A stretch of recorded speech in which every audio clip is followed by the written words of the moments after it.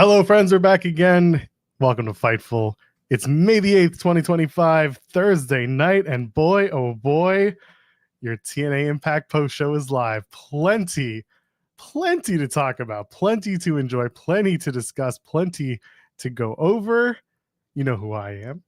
You know who she is. But if you don't, she is the wonderful, the fantastic, the knows better than to do a collision post show on a busy TNA night. Cresta Starr is here. Hello, Cresta Starr. How are you doing? I am, what I was saying offline, I'm sports disgusted.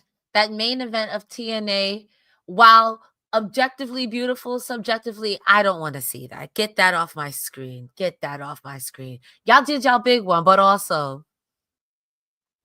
how are you, Joel? I'm wonderful. Hey, by the way, happy belated birthday. I don't know how I didn't miss it. I didn't do the socials thing. I think I was just offline for that day. So I just want to say happy birthday to the wonderful co-host of mine. I hope it was a fun one. It looked like you had a good time. Thank you so much, Joel. I appreciate you guys. I'm 21 for the 90th time. If I'm ever going to give someone a free promotion, it'll be this thing. For my birthday, I saw this thing called Tasselmania. It's wrestling, burlesque, drag. It is so much fun. I don't know if they'll ever see this, but if you can go at some point, if they're in your city or if you're in New York, I encourage you guys to go to Tasselmania. It's all the promos. That's all I can say. It's fantastic. That's the free promo. Everyone gets one once a year. I like it. Go check them out. If Cresta had a good time, then you know it's a good time for you. If you're visiting New York and you want to go find them out, drop her a line or just go look up Tasselmania. There you go. That's what you should do. And while you're at it, you should also check out Fightful Select, the best $5.99 in the business, because we have plenty of news coming, whether it's contract news or interview notes or any early access to interviews that you want. They're up there, FightfulSelect.com. You can get it all, and you get it right.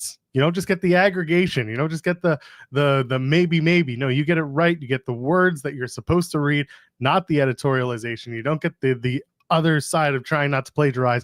You get the real stuff, and you support this team because this team works super hard and deserves your support if you're able to do it. If you're doing it for free and maybe you just don't have it, or maybe you're already subscribed to Fightful Select, go ahead, drop a thumbs up on the video. You do that right now. It supports us huge. And of course, being in the chat, hanging out with us tonight is always great. You can drop a comment after the fact if you're watching a little later on. You can say, hey, Cresta's fantastic. Or, hey, Joel, you said Moose was a champion in TNA for 2 years and you were wrong about that. I was wrong about that. I think I was speaking more metaphorically during our Rebellion post show a few weeks back about Moose's lengthy TNA world title reign. But either way, you can always correct us. Just be nice about it. And also, if you want to help us out now and you want to get into it now and drive the conversation now, you can donate a super chat and you might get your question or statement read on the air. And of course, you can go to humperchats.com to do the same thing. But Cresta will tell you why you should do it too. You know why you should do it on humperchats.com? You should do it on humperchats.com. Yes, humperchats.com, because we get to keep a little bit more of the donation. But here's the important part. Tonight we are running concurrently with the AEW Collision post show. So should you use the Humper Chats, I need you to put TNA before, so Joel knows to read them, so we don't read about Willow Nightingale, which I'm sure that match was fantastic. But I'm here to talk about TNA because it's my right as an American. Or whatever. Humperchats.com. I'm not patriotic. I swear. Unless you like that, go to humperchats.com. Tell me what you like. As long as you go to humperchats.com. If you do drop a Humper Chat because the Collision post show is going on simultaneously, just drop TNA so that they know and we know that it's happening. I don't even know if Rick and Iridian know that we're doing. Well, I guess they do because you're here. Oh yeah, we already had the discussion. They were like, "Well, Cresta, you're doing this." I was like, listen, I love AEW, but it has been my experience that every time I skip TNA for AEW, I get a pie in the face from AEW. So I'm here. I'm the TNA faithful. We are the night. That was before we rebranded. I don't know the new song now. I'm a fraud. Everybody's doing the same thing. I be doing my thing. Oh, yeah, I be doing the same. Yo, listen, The Rock isn't the only bald fraud in wrestling. Boom. Are you trying to say that that's not... Oh, my God. Honestly, this is a work. This whole head after the show, I take my head off like in Futurama, and you put him into the. yes, yes. And then tomorrow I'll go be Lizzo or something. I thought you were going to say Nixon, and that was going to get real weird. Oh, that's super weird. I would cause chaos. This would be me. Fair. So listen, normally right at the top, we give kind of a thumbs up, thumbs down, thumbs in the middle. Your overall thoughts on Impact tonight as we get closer to Under Siege, which is going to be in Toronto. Brampton, they keep having to tell you it's the greater Toronto area, and they're right to do it. But like, even the other companies, WWE, AEW, they'll fudge it a little bit just to be next to the closest town. Listen, I get it. TNA, you want to be accurate. You want to be journalistic in your own way. Or maybe you just are really happy to be in Brampton. But regardless, don't know why. Regardless, we're getting closer to Under Siege. What do you think of tonight's show as we get 2 weeks closer to Under Siege? As a whole, tonight, I give it 50-50. The parts that were good were really good. And the parts that I personally was not sports entertained by, all I kept saying was, who is this for? Who is this for? So that's just me and my opinion, and everyone's entitled to that. So I'm normally sports entertained. And like I said, the parts that I was sports entertained by, like Lucha's winning on TNA, oh, I was here for it. But other parts I was not. So.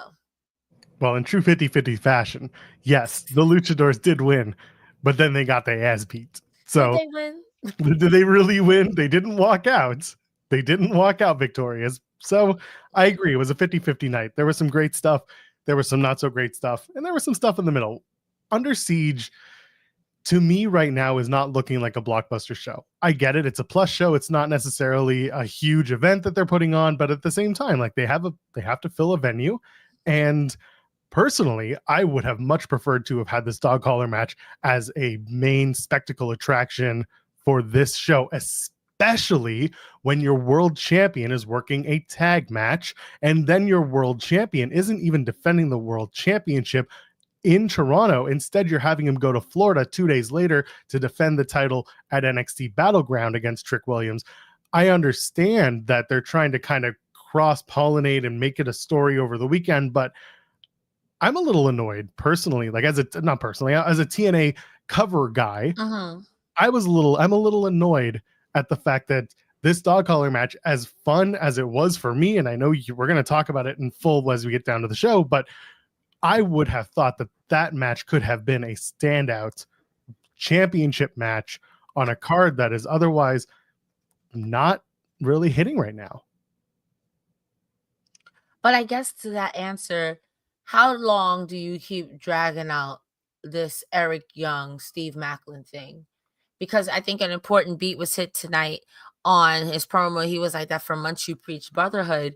And for all intents and purposes, you roofied me before I gave you a yes or no. But considering I told you no 3 times, you were just being a jerk. So you were never going to take no for an answer. I get at some point that runs the risk of overstaying its welcome. And I think we could have stretched. I agree with you. I think we could have stretched it out to that point. But I just wonder if they thought, like, what is the risk you run of trying to drag something out where it's like, well, you roofied me. Yeah, 3 weeks ago. What you going to do about it? You haven't done anything about it yet. Yeah. We over on the post-show side of things, the WWE side, people are talking about, we came out of WrestleMania and the TLC match that main evented that SmackDown after WrestleMania. Everyone watched it, said it should have been on the main WrestleMania card. Should have been this, it should have been that. But at the same time, there is merit to the idea that your main event on a show like SmackDown after WrestleMania, you still have to pop the rating, but you're also a showcase match. You're a standout match. So you're in some cases more important, even though you're not on the main big stage of a WrestleMania. Instead, you're in a featured television production. That's kind of what this dog collar match felt like. But I then go back to, again, the Under Siege card is not looking like a blockbuster card full of matches of must-sees. Your knockouts, you know what, we'll get into it. But as we kind of cross over what's going on, I can tell you, like, I said this on In the Weeds last week, and someone was kind of giving me guff about my feelings towards TNA lately. And I said, why is Cody Deaner in 2025 having a showcase match against Edward Edwards? Like, I understand, again, this is not a knock at Cody Deaner. This is not a knock at Eddie Edwards. As performers, they're great. We sung the praises of Eddie Edwards multiple times. We know what Cody Deaner is capable of. This character hasn't really hit. I understand that Cody is from Ontario. He is from north of my neck of the woods of Toronto. He's been around a long time. So it's a bit of a respect thing. At the same time, don't really know what they expect to get out of this match. I mean, it'd be a way to have somebody get over, but I'm like, who's getting over in that case? Moose? I could see you trying to put on this baby face uphill, like build him up. So when someone debuts or something like that, and they're debuting as a heel or they have a gimmick change, you could say, hey, this person takes out Cody Deaner, our beloved town hero, the people's hero. I could see it from that angle. But again, who benefits then? Is it a TNA unknown? And again, does that boil down to does Moose benefit? Does Moose really need to benefit off of Cody Deaner? Or Eddie Edwards. Like, I get what you're saying, because even like much respect to Eddie Edwards, but I agree with the sentiment on the other side of the coin. Why, like, Eddie Edwards main eventing your scene, and you've got people like, Leon Slater, you've got just saying you got young blood. I'm just saying there's young blood that you could be using. Yeah, and we'll get into who could or couldn't be on the card, but let's open up Impact. Trick Williams comes out. Like I mentioned, Trick versus Joe Hendry is happening in NXT Battleground 2 nights after TNA Under Siege in Toronto. I have my feelings about that. Again, maybe part of it is just that I'm planning to be at Under Siege because it's in my neck of the woods and because I've basically been coerced into going. Not from anyone in TNA and not from the site, literally from friends of mine. I ran into friends over WrestleMania weekend, and they were like, of all places, right? I'm in Las Vegas, and these friends from Toronto are there watching the Dragon Gate show at the Palms, and they see me. You're all right there? Me? No, my chair is broken, so I'm trying to like sit back. I'm trying to get comfortable while we talk about wrestling. Listen, I love wrestling. This is my favorite thing to do, so I like to be comfortable as well. Tee. I run into these friends, and they're like, "Are you going to Under Siege?" And I'm like, "I don't know. It depends on the card." And they're like, "Oh, I'll give you a ride. You'll go." And I'm like, all right, if I'm going to get a ride, I'm going to go. So I've been coerced by friends, literally not by work, to be attending this show. And there are parts of me that are like, sure, I'll go. But other parts of me are just like, well, I don't know about this card. So Trick says he wants to be respected. And meanwhile, he says Joe Hendry wants to be liked. And then he says, I'll take Hendry's fans. I'll take his brand. Let's talk about it. And then Joe Hendry comes out. And I have to be honest with you, Cresta. This feels like the first feud where Joe Hendry looks like he's trying, where he's angry, where he's motivated. And I think that's telling, because every TNA person he's faced for the World TNA Championship, we've talked about how that felt. Now he's going up against an NXT guy, and suddenly he gives a shit. Well, they fight. Security gets involved. They break it up. What were your thoughts when you saw this Trick Williams, who's very much a heel in TNA, and Joe Hendry being the savior of TNA, the representative of TNA, suddenly into this whole thing? Let me tell you that this is one of the things that I liked, and you hit the nail on the head. We have complained about Joe Hendry not feeling a little bit vicious enough, and that's part of the reason why people take him as goofy. Personally speaking, I love the guitar gimmick. Sing songs about people I don't like, because the worst thing in the world, to quote, I forgot what comedian said this, nobody wants to get their ass beat to a soundtrack. So imagine this guy is making fun of you, and he has a song about you getting beat up, and you're losing to him. To me, that's fantastic. You can't beat that. However, I can understand the criticism of, okay, but what are you going to do against a Brock Lesnar or a Hammerstone or someone who's like, your guitar is funny, but I'm going to make you eat that guitar. I'm literally going to shove it down your throat. So I like this, that Trick, if it's a chemistry that they have, Trick Williams and him, I feud forever. I love this. I will say, yeah, you're going to get fined there, pal. You can't put your hands on officials and security, Joe Hendry. I live, but also keep your hands to yourself. Yep. So we'll see how that goes. They have the chemistry from a performance standpoint. We'll see how the match looks between Trick and Joe Hendry. They're going to have the tag team match at Under Siege. They have the TNA title match, which there was a small part of me that thinks if they put this on last at Battleground, you're going to have a new TNA World Champion at an NXT show. But I think it's more likely that the Jordan Grace and Stephanie Vaquer match will be the main event on NXT Battleground. Let me ask you something. Sure. Because I had this debate tonight. Do you think TNA puts the belt on someone like Trick Williams to get it off of Joe, to put it on Santana? So this is fun because Jeremy Lambert and I, over on In the Weeds, Fightful Overbooked, 5 days a week, 10 a.m. Eastern, cheap plug, we talked about this, I believe, on the Wednesday show. So yesterday, actually. And we came to two conclusions that were both viable, which is yes, he could win, and no, he could win. Or no, he could lose. This, you also have to look at the TV taping schedule. Okay. Mhm. Under Siege is on the Friday, the 23rd. They're then taping TV for 2 weeks on the Saturday, and Battleground is on the Sunday. So you have to find a way not to give away the results between Friday, Saturday, and Sunday, basically between Saturday, Sunday. And one advantage that they have is that they're doing the thing that we hate, which is they're doing 2 weeks in between plus events, because Against All Odds is on June the 6th, which is 2 weeks after Under Siege. So they're doing that thing where they tape the next night, and then that takes them to the next show, which is in Tempe. So you could get away with 2 weeks having no TNA World Champion in front of a crowd because you're only doing one set of tapings. But I don't know if it works to have Trick win the title and have someone like Santana win. I guess there's a reason to do it if Trick can get over as a bad guy. This is also the other problem.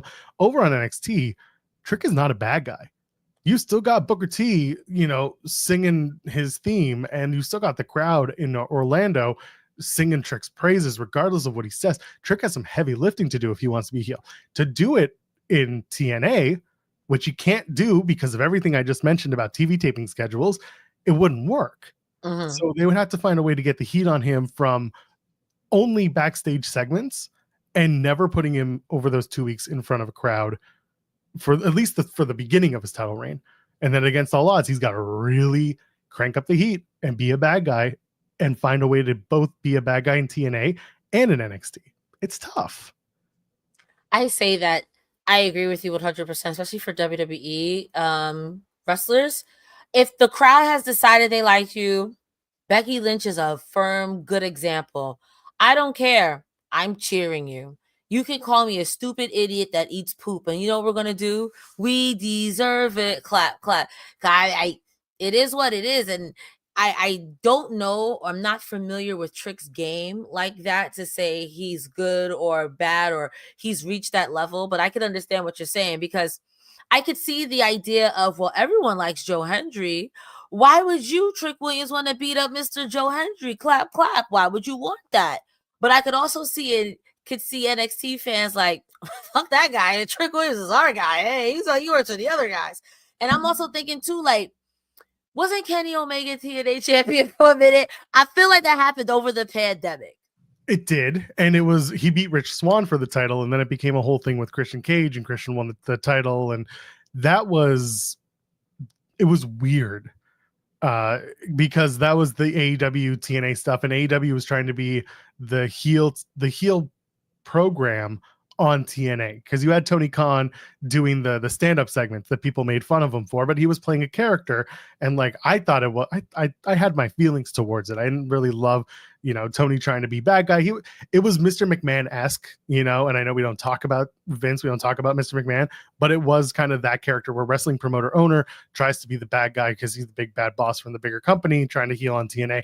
And then you also had Kenny, wins the AEW world title, and Don Callis is there, and they say you're going to find out on Impact why he turned heel and won the world title. This was back when it all started at Winter is Coming in 2020. So like their stories are different. WWE hasn't been the heel company to TNA. They've been a feeder company.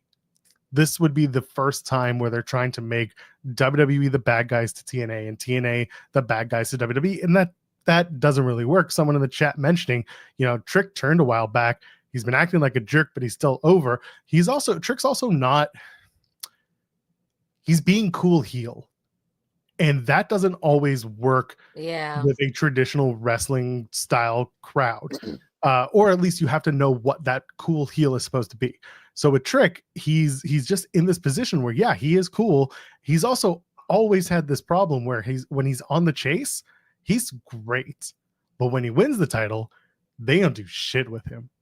And that's a concern that I have with him winning the TNA title, because this time he's chasing a title, but he's doing it nonchalantly because he's a bad guy. Normally when he's a babyface, him on the chase always gets over. And that's what's gotten him over and kept him over. Then he wins the title, has the huge moment. And then afterwards, he gets booked poorly as a champion. Nothing feels real. And I feel like if they give him or if he wins the TNA title, they're going to run into a similar problem where they'll be more apathetic towards his title win. Whereas Joe Hendry is their guy in TNA. I can feel how I feel about Joe Hendry's presentation as world champion and what I've seen, but I cannot deny that the crowds are huge Joe Hendry fans. And if you take the title off of him, well, then Joe's the only person who can win it back, because that story does not just end there. So I don't think the Trick wins. For that reason alone, I don't think the Trick wins, especially because I don't know, man, because I'm so stuck on the Santana thing. Maybe I just can't see it, but Santana winning in New York is it's too easy to pass up. I say that also too, because there was a moment tonight where Santana is passing Trick in the hallway and they're looking at each other. And I'm like, okay, I could see it. Like I said, I could see it where you're like, well, everyone hates, not saying this right, but everyone would hate the guy who pins Joe Hendry. I'll also say, to your point as well, I think that's an epidemic throughout wrestling right now. There's too cool bad guys where you just don't want to boo them. I'm so sorry, and I blame Kevin Owens in particular, because you telling the truth, and that they do the heat check, like you mentioned, with Trick and Santana. Santana wants to do the crossover stuff. Almost everyone in TNA is into it. I would rather like to see, if Santana's going to do it, that he goes full bore on it. And what I really mean by that is maybe it is Santana and Trick. Maybe Trick wins at NXT Battleground, and maybe they do the rematch at Against All Odds in Tempe. And then Joe loses at Against All Odds, and then we get to Santana and Trick at Slammiversary. You build it for a month. You've got at least, again, going back to the tapings, you do the Tempe show on the Friday, you're doing TV tapings on the Saturday. That's 2 weeks. And then they're going to Pittsburgh in the middle of June. That's going to cover the rest of the time going up to Slammiversary. So you can, with a long enough runway, get to Santana and Trick through those effectively three nights of tapings that cover 6 weeks. It's doable. You have Joe go down, Joe loses. Maybe it's Elijah costs him the match, because they are tag teaming at Under Siege. So everyone's waiting on the Elijah turn. It's inevitable. You can't not do it. It's got to happen. So that's kind of where we're at there. So I can see Trick winning a little bit more if it's going to be Santana and Trick at Slammiversary. But again, Trick's got to be the bad guy. Which kind of sucks, in my opinion, because it's like, I feel with all this discourse about where we could go from here, as a huge Joe Hendry stan, it makes me feel like we're looking past him, or his reign is done. But I would be remiss if I didn't say that it's painfully obvious you are WWE bound, and it's kind of painfully obvious TNA is treating you that way. Joe has been nothing but positive about his world title reign. I have felt a certain way. Others have felt a certain way. Some people have loved it. Some people have panned it. It's been a big mixed bag, because I think that whatever Joe's been trying to accomplish hasn't always felt like it's landed. But I don't know that for sure. If there's tangible, proof that what Joe Hendry has accomplished as TNA World Champion has been in service of TNA as a brand, and not in service of Joe Hendry trying to get a WWE contract, because he's very much on their radar, went to WrestleMania, had the match, and did the whole 9 yards. To me, that feels like it's more in service of the wrestler. Could it be both? Absolutely, it could be both. But to me, I always have like the skew of the wrestler trying to get themselves to the next level, and the title is one thing. But if he's going as a representative of TNA, and he's being seen as worth putting these opportunities in because they also have the promotion with the company, then who am I to judge? That's very fair. That's a very beauty pageant answer. I want to be like you when I grow up. I talked to Joe about this. There's a time for the concerts and there's a time for serious and all the other things that he told me about his title reign. Again, we'll see how this whole thing plays out. But like I said, this is the first time that Joe Hendry has looked like he gives a shit about a feud. And I mean that from a presentational standpoint. I don't mean that from like Joe Hendry just clocking into work and just going to work. No, this time it looks like it's a serious storyline title defense, whereas everyone else has felt like a little bit of a joke. Yeah, I will say that it's not Sami Callihan levels of violent and vitriol, but it's warming up to be right where Moose, Randy Orton burning down a house. We're right before that. That's where it needs to be. Yeah, I get it. So let's move along. We got a couple super chats. Just Ricardo saying Colliders missed the birthday girl. And hi, Joel. Hi, Ricardo. It's good to see you. Thank you for the super chat.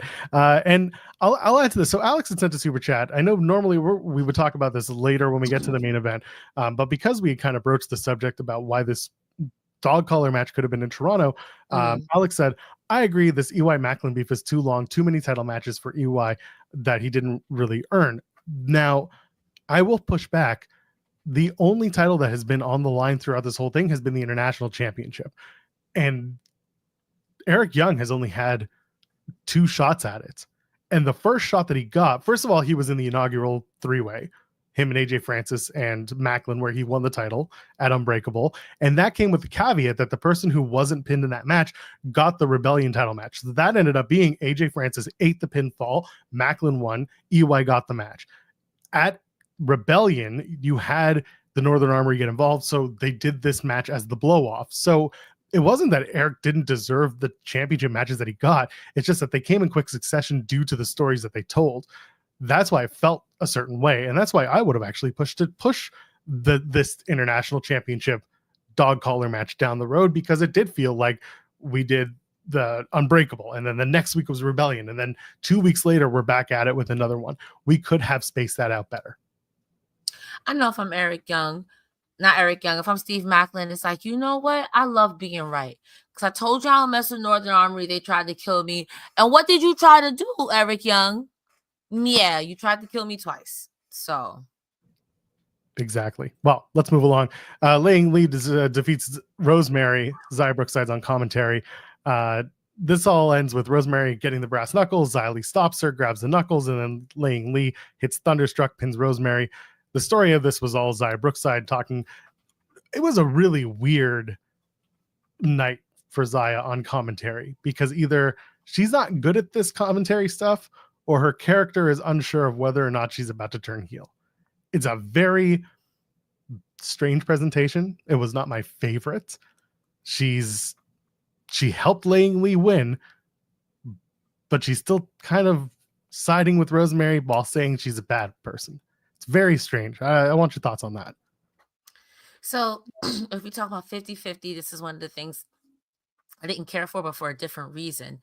I felt that there was a whole match going on in the ring, and commentary mainly focused on Xia Brookside's relationship between the two women in the ring.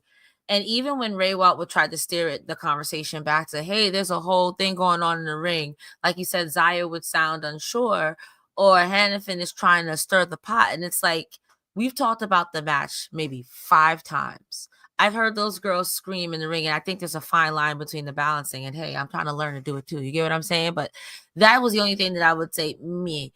But overall, too, I agree with your sentiment, where I felt like Xia kind of sounded like a deer in headlights. Like, I don't know. Maybe she like, I don't know. I don't know. She doesn't give heel, and I think that's the problem, that they want her to be a bad guy. But she is so sweet, angel pie, white as snow. She's so pure. Even when that girl tries to sound bad, I'm like, Xia, stop it. Show me your hand, Xia. Do you have the beads? You're about to pat her on the head and say, run along now. Stop. Don't fib. Like, I know she's probably trying to get out of that, but like, she just She got the Cody Rhodes problem. You just ooze baby face, and I know you probably hate it. I don't know where this. I mean, I have a feeling that this ends with Zaya turning heel, and it feels awkward because again, the presentation right now is less sure of itself than it could be. But again, I'm willing to give it time. This is a Knockouts division that is very much in repair. And we'll talk about that as we get closer to how Masha Slamovich is being presented. We mentioned the heat check with Santana and Trick. Santana continues walking along, and he runs into Sami Callihan and John Goblikon. Do you know John Goblikon, Cresta Starr? I did not know what was happening. He looked like the gremlin from the movies Gremlins.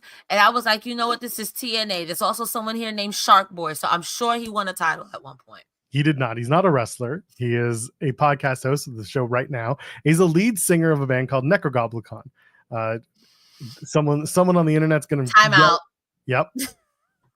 They released Necrogoblikon. Yeah, Necrogoblikon. They did a cover of Chop Suey by Oh, I'm a fan. That name is fantastic. Necrogoblikon. Yeah, they did a System of a Down cover. They've done other covers as well, but they do original music as well. Check them out, Necrogoblikon. Someone on the internet's going to get mad at me. Dave Rispoli is the person who plays John Goblikon, and he's an actor and all that, but they are very different. They're very fun. They're very popular. So apparently Sami and John Goblikon are best friends now because they're in LA. But Santana comes up to Sami, gives him props. Sami thanks him, and he's very sincere, which was a different take for Sami Callihan. First class approach, and of course Casey Navarro is the standout of this with the comedy. Mentions, Ogre just have Lei'D is in the line from Shrek was fantastic.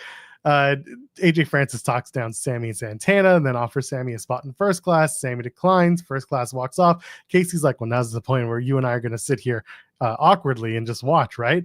And he just stares at Santana, and Santana stares at him, and Casey's like, all right, fine. And he walks away. It was very funny, very silly.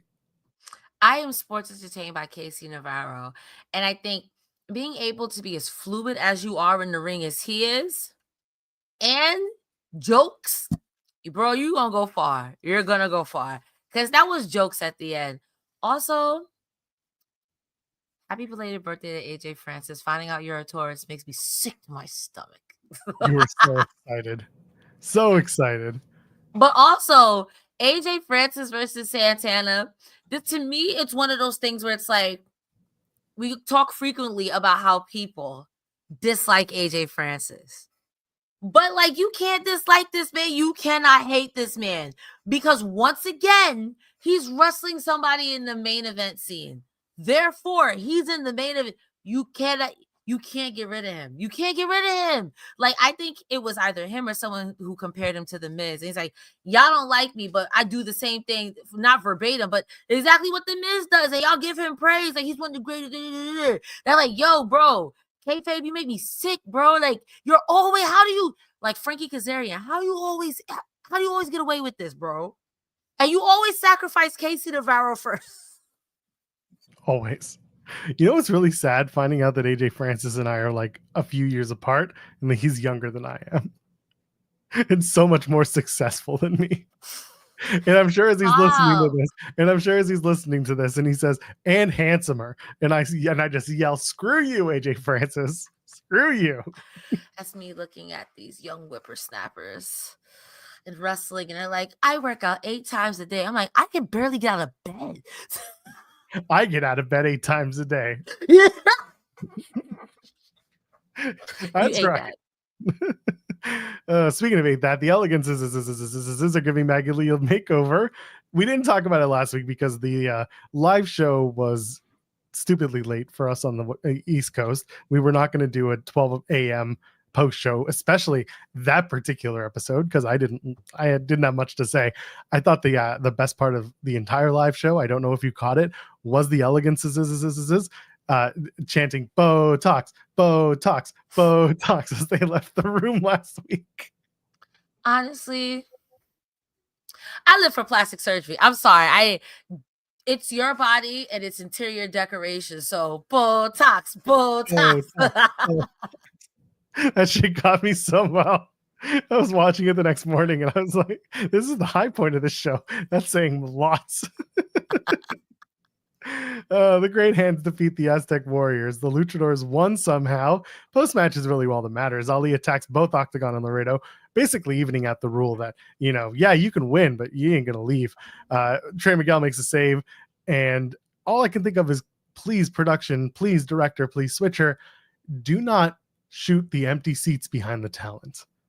Because the shot that they picked where Ali was standing, he was behind, or he was in front of the commentary, and there were a lot of empty seats, and I just thought, oh, you made it look bad. For that, I'm sure they someone saw doing this, like, oh, I can't wait to let you know it. I saw it. I saw. Yeah, it was what it was. Yeah, it wasn't the strongest shot, but I think it's the only one that they could take. That was the other thing too. This is something that a lot of wrestling companies, and anyone who's doing live events, if you don't have enough people in the arena, your camera, you shoot kind of high and down so that you get more people from the front rows in your shot and fewer from up top. And you never shoot up towards the crowd because there ain't no crowd to shoot. There are ways to kind of get around it from a production standpoint, and this was just one where I think they were stuck. I've given TNA guff about this before, and that is just crowd management, trying to put as many people on the hard cam side as humanly possible so that you show as many people as you possibly can. It's not about around the ring. It's about the side that the camera's filming at. I don't love it when they shoot the stage straight on. I don't like when any company does that. I'm glad they stopped. And now they've gone back to that traditional hard cam where the fans are there. I need them to go back to that, but also crowd manage so that you have more people where the crowd should be or where the camera will be shooting. You gave us some insightful notes, but all I heard from you is it's not about crowd limits, it's about no limits. Yes, absolutely. Bring people up off the street. If you're going to have a wedding between PCO and Steph DeLander, you give a +1 on the seats at the pay-per-view the night before. Honestly, I'd go. They wanted people there. And again, I've talked about this online. I've talked about this on the show. They know that their retention rate from a live show to a TV taping is about 25-30%. And I hope they realize that planning accordingly could go a long way. Now someone from TNA is going to message me and just be like, we know. And I'm just going to be like, all right, well, at least you know. Here's a shot of Matt Cardona in the audience, but it's just him alone in the audience. I mean, to be fair, that makes sense because Matt Cardona thinks we're all dirty and poor. Not the way MJF do, but he don't want to sit next to us. Kind of get it. I've been to wrestling shows. Ali defeats Trey Miguel. Trey's doing his Road Dogg tribute from the night before, or I guess 2 nights earlier, as it were. Ali's on the offensive for much of the match, but Trey does get some great hope spots in. Great hands get involved, but Wentz takes them out and then gets taken out by Ali. And Tasha Steelz distracts. And who's the referee in this match, Cresta Starr? Oh, no, it's your favorite guy. Daniel. Daniel. Damn, Daniel. Tasha Steelz busts out the laser pointer. Daniel Spencer gets distracted. Great hands trip up Trey. Ali hits the spinning reverse DDT, gets the win. The match is great. I mean, Trey and Ali have it. And it was inevitable the way that they did the finish. The finish wasn't bad. I just like to rip on Daniel Spencer because I can. And because he is the distracted referee. So Ali gets the win. They're still keeping him strong despite the loss at Rebellion. This was good stuff. I mean, the Rascals are who they are. So good on them. This was a solid match.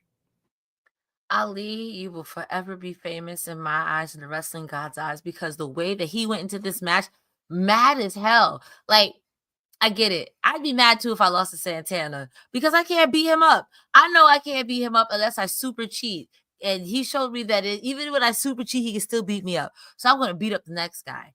Their chemistry, and I will say that Ali's chemistry with any of those, I don't know how to describe them besides like light cruiserweight 205 kind of guys. That lucha situation will always be defying gravity, quite literally. I kind of felt bad for Trey, the way that Ali was leaning into him early match with the chops. But I mean, it was never going to be so much about the match, even with the good hands. I mean, the great hands. It was all about furthering a story. But both matches, in both cases, I got to give it up to the great hands and the Aztec. Was it the Aztec? I want to make sure I'm saying the right thing. Yeah, the Aztec Warriors. Sorry, the Aztec Warriors. I got to give it up to them because That was one of the best matches I've seen the Good Hands have. No disrespect. Like, that was a really good match. And then the subsequent match afterwards, I think everyone was a winner. Everyone involved, except Tasha Steelz. Tasha Steelz, we gotta talk. Because you was like Alicia Edwards. Y'all gotta start having women in y'all cabinet to deal with girls like this. Rhea Ripley was this way. Alicia Edwards is this way. Tasha Steelz is this way. The list goes on and on. I think it's about time that we make other groups with women we're not using. Come on. That's just my thought. It's fair. It's a good thought. I do like that the two matches did run into each other. I didn't really love that then after this match, they show us Ace Austin versus Mustafa Ali from Under Siege last year. I thought something maybe something got cut. Maybe they lost footage from something. I don't know.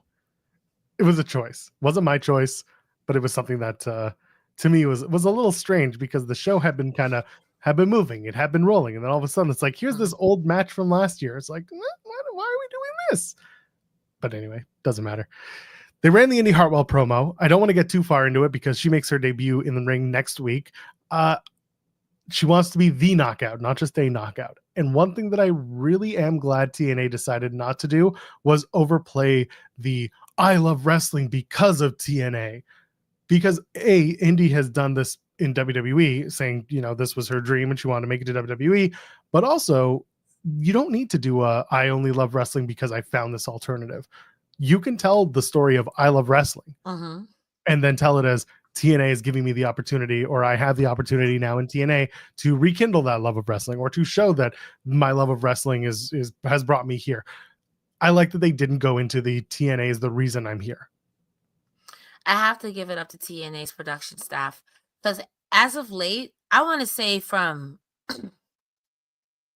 Maclin's PTSD to now, when they introduce someone, it's very well shot, very well done.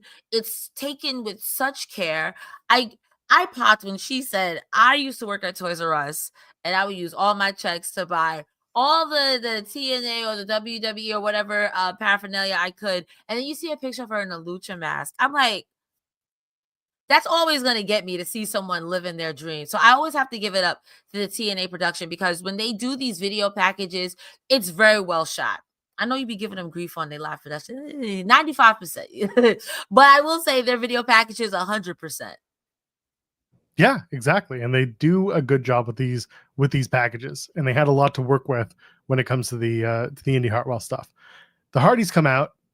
They say they're sorry for losing. They'll do better. And they're going to recapture the tag titles. And of course, the Nemeth then come out and they this is very funny because they challenge the Hardys to a tag title ladder match at Under Siege. And then they say, oh, wait, Jeff can't travel to Canada. As I had mentioned on the Rebellion post show and on socials, I was like, this is why they changed the titles, because they wanted to get the titles on the Under Siege card and the Canada matches. They wanted to do something with that. Santino comes out and says next week it's Jeff Hardy versus Nick Nemeth. Good match, like they're doing it. And I like that they also showed the last time those two had a singles match and it was in WWE. And then at Under Siege, they announced that the Nemeths are going to take on Matt Hardy and a partner of his choosing for the TNA tag titles. Do you have a name? Because I can just spoil it for you, but I'd like to hear who you think it is. Say his name and he's got another tag match, Cresta. He's got a main event tag match. Well, I didn't put much thought into it then. No, but you're doing the right accent because that's the guy. Trent Seven? No, the other guy, the young guy. Oh, Leon Slater. That's right. That's right. Y'all are really right. Girl, listen, I got wrestling brain, man. I don't know my ups or my downs. And after seeing Steve Maclin get washed in his own blood from his sins, I don't remember what I did yesterday. But also, speaking of Leon Slater, that reminds me of something AJ Francis, I think, said on Twitter, or I saw this on Wrestle Talk or whatever it was. It's like when he did that spot at the Ultimate X match, AJ Francis said the first thing we did was check on him, and I grabbed him, was like, "Are you good?" He popped up and said, "I'm a Hardy boy." Yep. So that makes sense. Honestly, bless, because my knees could never. Bless. And then to get up and say, "I'm a Hardy boy." Okay, you ate that. He's painted his face, done the whole thing. So getting to wrestle with your icons, I can't believe, like, him and Zelina Vega are two people I'm like, you really doing your big one. I would be dead every day I go to work. So there we go. It'll be good stuff. I think they just wanted to nip it in the bud this time when it came to Jeff not being able to get into Canada. I think it's that well-known open, it's not even a secret. It's just that well-known information that people don't think about, and they just wanted to make it part of the story, and it's part of Jeff's situation. And also, like, let's be perfectly fair. Going back to Hendry and the Hardies are what moves tickets for TNA right now. Those are the people that are getting people to buy tickets. If you can tell people straight up, if you're coming to the shows in Toronto, you're coming to shows in Brampton, don't expect the Hardies. You will not get Jeff, or Matt's the only Hardy that's coming. If you do that, I think that acts in good faith, because with Montreal, that was built on the back of PCO and Speedball Mike Bailey. And then the Hardies were also, Jeff wasn't even part of the company yet. Or no, he was, but they wrote him off. So they didn't really, long story short is they had enough going on at the time for Slammiversary last year that they didn't have to play it up as much. This time they know that these are the three guys that sell the tickets. And if you're going to leave even one of them, you got to maybe say something. So I actually give TNA credit here. If that was kind of the feeling, was we're not going to screw over the fans who are wanting to meet the Hardies or see the Hardies, then I think that's the best thing they could have done. Something, if just being transparent was that easy, maybe some people, something.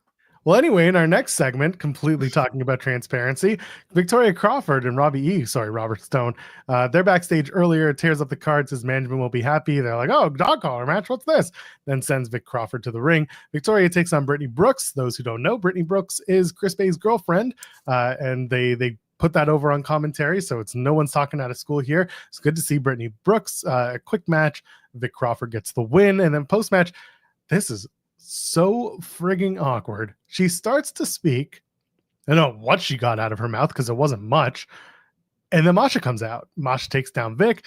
Tessa comes out, takes out Masha. Then Santino comes out again, as if he wasn't already out in the last segment before with the Hardys. And the funniest thing that came out on this was him calling Victoria Crawford Victoria Crawfish. That was hilarious. And then he says it's Crawfish and Tessa versus Masha, and a partner of Masha's choosing, which, again, going back to the last segment, he was just repeating the same things, but insert different wrestler here. And then Robbie E grabs the mic and he's like, oh, I've got someone. Masha, you're going to be teaming up with Nikita Lyons. And I, at that point, dropped my head and said, oh, that's right, this shit. Cresta, were you on the internet last night? When you asked me that, my brain just said, no. There was a segment from WWE Evolve that went around. Oh, with the... Yeah, where Nikita Lyons has a match. And there's two segments. One is she's in the ring, they're doing the introductions, and she's spamming the taunt before the match even starts. There's that. It's not good. And the other thing is, she does a backstage segment with her and Stevie Turner, who's the GM for Evolve, and Zeta Steel walks in, and the three of them do a thing, and Nikita is just it's so forced. The acting isn't there. It's not good, and I'm not looking forward to watching this woman come out, do her entrance, and count the steps to her entrance while she's singing her theme song, and all she can think about is how she's supposed to walk instead of being a wrestler. And that stuff drives me nuts. And I talk about this frequently, and it's not just Nikita Lyons. I watch so many wrestlers just get obsessed with how many things they need to do in their entrance to hit their marks and do this and that. And again, I give credit to one singular wrestler that I think does it perfectly right now, and that's Will Ospreay. Will Ospreay's AEW entrance, it's so seamless. He knows what he's doing. He's not counting steps. He's not singing his theme song. He is just there hitting his marks. But you see some wrestlers do 5, 6, 7, 8 pose. And then I do Chicago, and then I flip my hair, and then I bite my finger. And I'm so done with this. I'm so done with it. So that's the tag match that we have to talk about next week. Cyclops better than Wolverine saying, Joel, why do you hate women's wrestling? People know very much that I do not. Very proud of my interview with Lil Mars that went up last week. Go check that out, by the way, here on Fightful. We did a great 45 minutes talking about her career, talking about her views on wrestling. And it's just, God damn it. This was such a bad, everything about this was bad except for Brittany Brooks getting an opportunity on TV. I have to tell you, who is this for? I'm asking now. Who is this for? Who is this for? Who is it? Who is this for? Who is this for? Because, like, let me tell you that when I first started watching wrestling again, Alicia Fox, now Victoria Crawford, still has the cleanest Northern Light suplex on her tippiest of toes. So that's brisk. The match itself was fine. But this tag match with the stipulation to jump Masha, to make her look like this really weak, that's never been her gig. What are we doing here? Why are... I have other things, but community guidelines prevent me from being honest here. But again, who is this for? Like, I want to know specifically who this is for. Because at the end of the day, I only see the people. You know what? I was sports entertained. The Knockouts division deserves a lot more than that. Masha winning the title was a reset. After Jordan Grace, it was a reset after Bound for Glory. You and I sat here and we talked about who and what would make sense. One of those people has since departed the company, and that's Savannah Evans. She can still come back and do per appearance thing, but like she is a free agent now. I don't know what the planning is, and I don't know why. Like the Victoria Crawford thing, I give a little bit of credit because she came in at Unbreakable. She was in the crowd. She got involved in that main event between, it was Tessa and Kazarian. I don't want people thinking they were married because Kazarian's wife is much nicer than that. I gotta stop. I'm sorry. and then, sorry. And then the other thing, and there was Joe Hendry and Masha Slamovich. They were the other tag team, and Vic got involved in that match. She was sitting ringside. So like they've introduced her in a way that I get it. They're tying it up, but I just don't know what this is about. I don't know why. I don't know what we're doing. This isn't the match I would have booked. Again, they're gonna do it in Toronto. This is not a match that I'm personally invested in. Masha is a very strong competitor. Vic Crawford has not wrestled a singles match until really tonight in these tapings. I think she had one since then. So I don't know. I'm sorry, go ahead. There's opportunity for TNA to pick up some talent. You know, WWE did a bunch of releases. Some of the NXT talent are done June the 1st. The main roster talent are closer to late August. So, late July after Slammiversary. So maybe it is August. Regardless, it's late enough that it's, past the pay-per-view cycle. So there are people who can come in. You never know. I'm just I can't sit and wait for too long. I mean, I don't mind Victoria Crawford coming in because I do think there's something to be said about beating legends or beating people who are Hall of Famers or potential Hall of Famers. I think that's a good notch to have. However, I'm strongly of the camp that considering what Masha was doing before, I have a cat thief trying to get to my pancakes. Get out of here. Pancakes? I had pancakes for dinner. I'm an adult, and that's my use of free will for the day. All right, then. It's like I think that Masha, there's a better way to use Masha, in my opinion.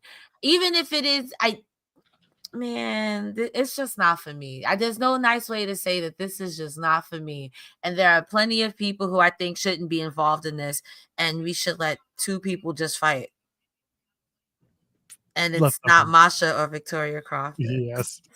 Backstage, Ariana Grace approaches Robbie E. Robbie's ruining everything, she says. He's causing a rift. And then Tessa backs up Robert and does the Karen shtick to Ariana Grace. And that was that. Next week on Impact, the aforementioned tag match. Matt Cardona, Ace Austin, Mance Warner, and Elijah. The winner gets an international championship shot. And I think someone really shot themselves in the foot in this, because while they didn't say it was at Under Siege, they certainly made it feel like this winner is at Under Siege. And one of those people is already booked in a tag team main event, and that's Elijah.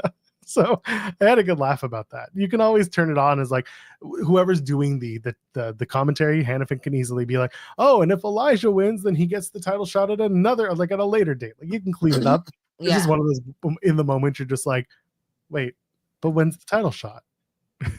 When I say it is. When I say it is. Meanwhile, like Mance Warner's out there, Elijah's out there, Cardona and Ace Austin are watching the match. It's just like, all right, sure. Indy Hartwell makes her TNA debut. The Rascals take on the Great Hands, and Jeff Hardy versus Nick Nemeth. So there we go. Dog collar match time. The main event for the International Championship, a blood bath, capital B. Steve Maclin beats Eric Young. By the way, going back to the International, the four-way, yes, they did say a future shot, but most people can figure out that the future shot is for Under Siege in a couple of weeks, because that's just how the timing works. They book show to show. They don't book long term like that for a title. Anyway, doesn't matter. So before we get into this, Laszlo in the chat saying, what happened to TNA's No More Blood I heard about? So that is that is something real, by the way. I thought like, yeah, TNA also says no more biting and people get bit and shanked. Like, that's a real thing. So it wasn't no more blood. They are drastically scaling back on blood in matches. It wasn't because of this match. It was more that as they're shopping around more for a television deal, as they're trying to make themselves more attractive to advertisers, the idea here is that blood can be a detractor for some advertisers, and that's totally understandable. This was more of an edict to, like, after these tapings, like, that's it. We're not doing this anymore, and this is the last of the extreme things you're going to see. And I think that actually this turned into TNA's favor, because when this report dropped, people said, oh, what about the dog collar match? And one of the coolest things or smartest things that people at TNA did was showing the blood-soaked mat and said, well, tonight you might want to watch because it might be the last time you see this for a while. They did a good job of basically saying, this is going to be a violent-ass match, so you should probably watch it because it'll be the last one for a while. My first line of my notes says, the final bloodbath of TNA. And they did it. They went right into it. Maclin was bleeding immediately. Matt Cardona's out on commentary. The second that he starts bleeding, the second that Maclin starts bleeding, pronouns pal, Mance Warner and Steph DeLander come out. They get their bloodlust and they come watch on the top of the stage like, oh yeah, he's on fire. He's bleeding. Let's go. You're not wrong. So I was like, what did y'all creepy? But you know what? This makes sense for y'all too. Y'all would come out for this. EY's new theme is perfect for a ghost, by the way. I really like it. He's doing like a weird Walking Dead version of his current theme, and I thought that was great.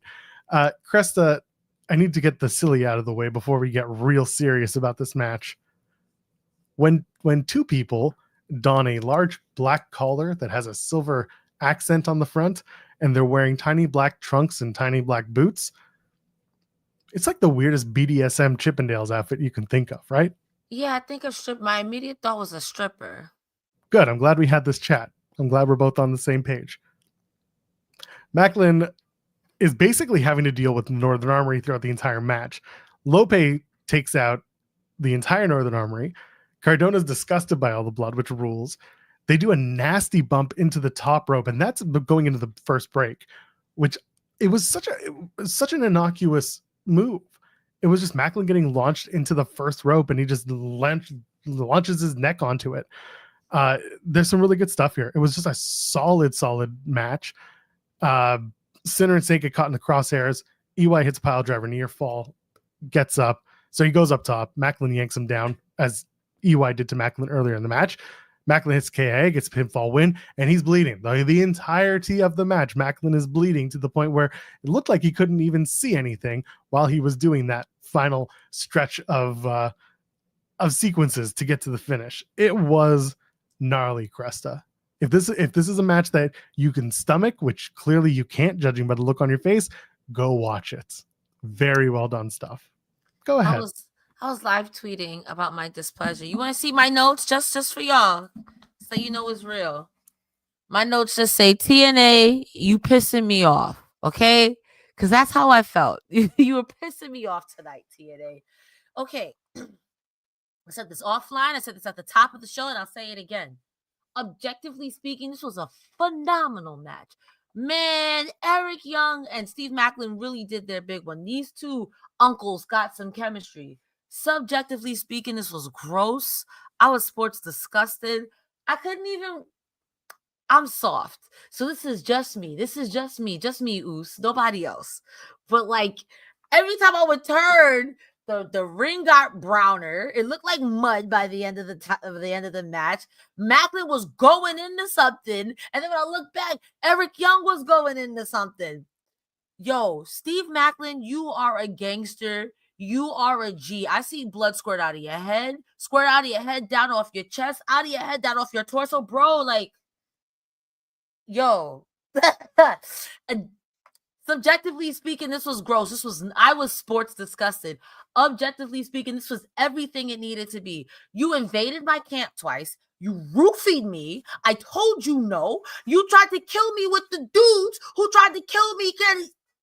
This was everything it needed to be. I'm just soft. I'm SAWFT soft. I couldn't watch that. Me, personally, I am pussoir. But this was what it needed to be. A man can't roofie you and walk away scot-free. Because, yeah, Maclin was bleeding, but Maclin was also beating him out of Eric Young. So this was a great match. I just couldn't stomach it. I'm soft. Notice how the ghost didn't bleed at all? Yo! Ectoplasm. For those who don't know, and maybe you're watching this for the first time, we have a theory that Eric Young is a ghost, given that he is the only person to be murked on TNA and then come back from the dead, so to speak. I know other people be like, Mickey James pushed in front of a train. I don't give a shit. They showed the death of Eric Young. They gave you the whole nine, and then he just coughed up blood and walked away. Bro, he just came back and was like, I'm just gonna go for a bike ride. Like, He's just gonna go for a bike ride. I mean, we and Joel saw Cody Deater brutally alt F4 this man. And then a couple of months later, it was tis but to flesh you a little bump of me nogi. Like, bro, I respect it, but TNA, you gotta do better. So I give Eric Young full marks for not bleeding for this match and just letting all the blood on him was from Maclin. It was all Maclin. He's not even a zombie. He's a ghost. He done. If he was a zombie, he'd be biting people. And Eric Young is roofing people. He ain't biting people. What a crazy thing to say in a non-wrestling context. Some people roofie and some people bite. Check out Tasselmania. No, just Not when they get sued for defamation, grand opening, grand closing. I love you, Tasselmania. Please. The views reflected of Joel Pearl are not that of Cresta Starr. Oh man. Ooh. I'm an old lady. I really do enjoy that they had the four men who are part of that four-way next week watching and reacting. Cardona being on commentary was really good just because he's got a lot to say. He's a good speaker. Mm-hmm. And on top of that, Ace and Elijah just kind of being backstage and Ace being like, oh my God, this is disgusting. And Mance Warner and SDL just standing at the top of the ring, just being like, oh yeah, show me more of this shit. They're about to make out. Yeah, they were going to go for it. This was just, again, solid stuff. Just from the get-go, Maclin just bled. And I think that just set the tone for what this match was going to be. And like I mentioned it at the top of discussing this match, the smartest thing TNA did was let out, or at least the reporting had come out. Maybe it was leaked to somebody. Who knows? That there was an edict that blood was going to be much less featured on their programming, which, by the way, you bring in Mance Warner and you immediately say no more blood. That's hilarious to me, because if you ever watch Mance Warner wrestle, you know that there's inevitably going to be blood. They just did a barbed wire rope match, for Christ's sake, and now they're like, oh, let's tone it down a bit. There's Sammy Callahan works there. Raven is in y'all Hall of Fame. Raven's Raven. Sammy's made friends with the Goblin, so everything's cool now. He's like, he mellowed out. Did you see how cool he was with Santana? He hugged that man hanging out with John Goblikon. Come on. He's going to Santana's cooler than a cucumber. Your man saw the Goblin and was like, yo, I'm glad I got these sunglasses on, because what is that? everyone had questions about that. Even I did. I had to research the man because I saw it this morning. TNA had posted on their socials like this weird John Goblikon and Sami Callihan coming out of a bathroom stall, different bathroom stalls next to each other.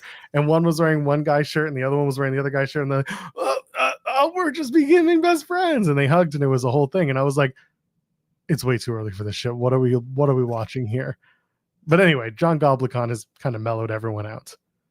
He's the honestly, he's the best. He should be a long-term character. He won't be because they can't afford him, but they should do something with him more. That would be, there's a way, in my opinion, to do something like that, but you have to toe the line. And this guy, John Goblikon, gives me that he could, but this is TNA. TNA literally jumped the shark. Jump the goblin? Oof. Can you imagine Mr. Gobbler? I can. Trust the system. And he's like, well, actually, I've run the numbers. John Goblikon's going to win the X Division Championship. Honestly. John Goblikon is Matt Hardy's tag team partner at Under Siege. This is TNA. It's not about weight limits. It's about no limits. And no limits as a goblin on your show. Honestly, his pockets are full of gold, okay? Because you know they're good for taking it. John Goblikon versus Steve Maclin for the TNA International Championship.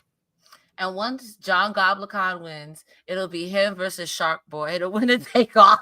Why does Maclin have to face the ghosts, the goblins? What's next? At this point, he should just join the Scooby-Doo Mystery Machine. You missed an entire episode of In the Weeds where Jeremy and I played. We put together the Mystery Machine with Detective Danhausen, and Detective Danhausen was trying to find where's my spot. Oh my god! So you've missed out on a lot if you're not watching In the Weeds, the best morning show you never needed. Talking about wrestling. By the way, tomorrow morning, myself and SP3, we're live. Jeremy's off for Friday. He's going to go to a metal show and try to survive.